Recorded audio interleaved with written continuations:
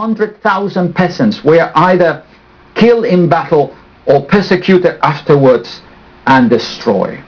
There is a painting by Dürer, there is an engraving by Dürer, which shows essentially an ox, which is so emblematic of the life of the peasant, the docile beast of burden, being a slaughter, and the peasant being a slaughter together with the ox as a symbol of the defeat of the peasantry and the victory of the nobility. Luther himself wrote a ferocious pamphlet against the rebellious peasant, entitled "Against the Thievish, Murderous Gangs of the Peasants." For Luther knew where his bread was buttered in this issue. He sided with the princes against the German peasants in revolt. Münzer died in 1525, one of the victims of this rebellion, one of the victims of the reprisals of the nobility. I would like to add a bit sort of note here, a footnote to this, which is that in modern historiography, Thomas Münzer has been seen by Marxist historians as a kind of proto-Marxist, someone who argued for the kind of leveling of society, for the kind of communism. And in truth, he did so, as will do many of the people who will prosper in Germany in the next 30 years, where you will have this, should we say it, outburst of millenarian ideas, cities like the city of Münster, which will become a kind of city, the heavenly city descended upon earth. But he was not a Marxist in the sense that a great deal of his ideas really emerged from a deep religiosity, from a radical biblicism, from the clear reading of the Bible. These are the radical Anabaptists. And the echoes of the rebellions and the echoes of the beliefs still, in a sense, resound or sound all around us. What I want to do here in the last few minutes that I have left is to see the history of this millenarian politics or political millenarism that, in a sense, prospered in a place like England in 1640. 100 years, more or less, after the radical Anabaptist uprising. England is also a place where many of the combinations between politics and religion come to fruition in the so-called Puritan Revolution. Except that in England, of course, it succeeds. In 1640, the Puritans, in a sense, rose up against constituted power, against Charles I, and after a civil war between the supporters of these more radical Protestant beliefs and the crown and the aristocracy, and here again is the social and economic element, they will defeat the forces of the crown, they will defeat the royalists, and eventually take the king prisoner and execute him.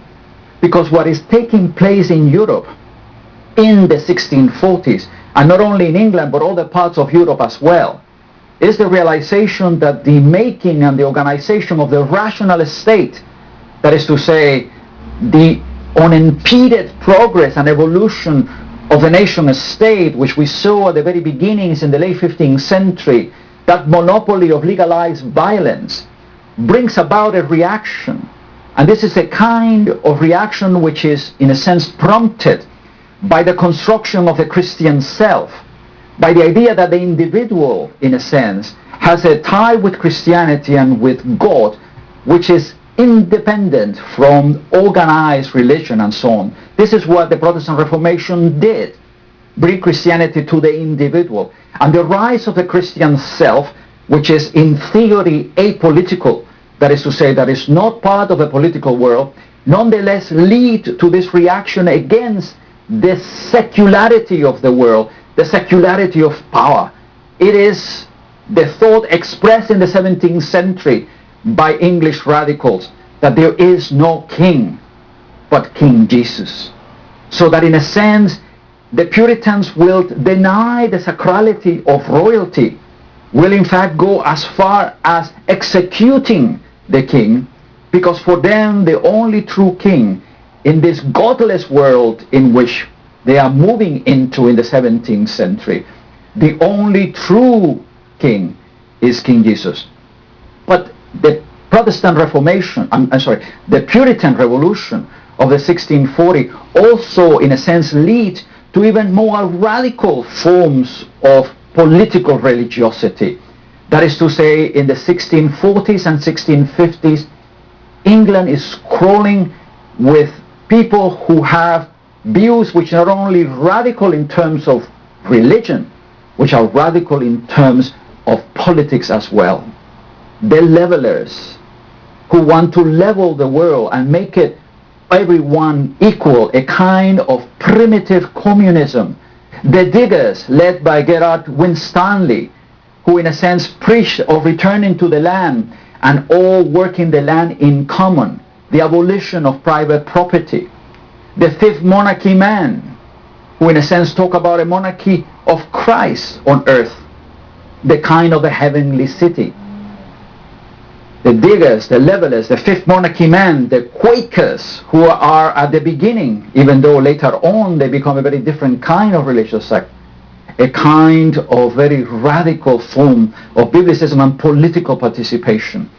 So in a sense, all this agitation in England lasts for 20 years until the restoration of the monarchy under Charles II. And in many respects, all those ideas, all those very radical forms of biblicism and so on, are brought to the United States. You have to realize that the first people who settled the northeast of the United States, the people who settled in Massachusetts colony and in Connecticut and so on, are in a sense religious dissenters. They belong and they emerge in some respects from that context, not only of the radical Anabaptists, of which of course the Amish in Pennsylvania are sort of distant descendants, but also from the cauldron of agitation of England in the 1640s, and that they lead in fact to a kind of radical interpretation of what politics is, and a kind of millenarian ideas about not only their place in society, but of America itself. So that Puritan society in Massachusetts Bay Colony, or the early Pilgrims, which are part of another radical religious movement, and so on, see America as a kind of city upon the hill.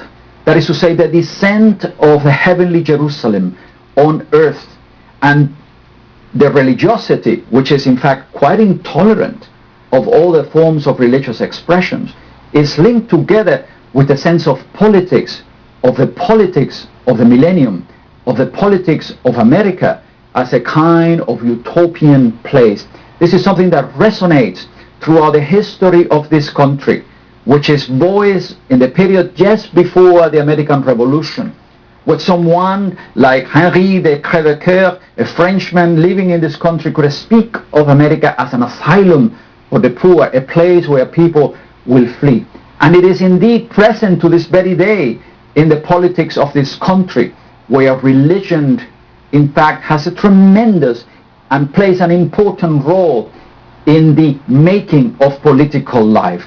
So we should not be, in a sense, surprised by the kinds of pronouncements, by the kind of rhetorical devices that are used in political discourse in this country, because in fact they are linked and tied to the world of 400 years ago, of 300 years ago, to that kind of radical puritanical ideals of the world as one in which there will be no king but King Jesus. So it is not surprising that the present Attorney General of this country, speaking at a university not very far from the studio from which I am giving this lecture, will in fact quote this sentence, perhaps without knowing that it was said first not by his preacher in his hometown, but by someone essentially opposing and resisting authority in the 17th century. Thank you.